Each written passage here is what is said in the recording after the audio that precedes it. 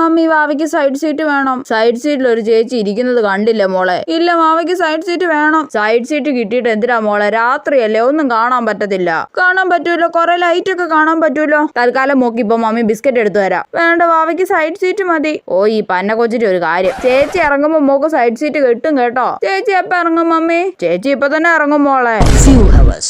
Mummy, ചേച്ചി ഇറങ്ങുന്നില്ലല്ലോ, എപ്പോഴാ ഇറങ്ങുന്നേ? Mock side seat വേണോ? ചേച്ചി ഇപ്പൊ ഇറങ്ങും കേട്ടോ. അപ്പൊ മോക്ക് സൈഡ് സീറ്റ് തരാം കേട്ടോ. ഇത്ര സമയം വാവയ്ക്ക് സൈഡ് സീറ്റ് തരാണ്ട് ഇറങ്ങാനായപ്പോ സൈഡ് സീറ്റ് തരാന്ന് ദുഷ്ടത്തി. വാവയ്ക്ക് സൈഡ് സീറ്റ് കിട്ടിയേ. ഡിങ്ക ഡിങ്ക.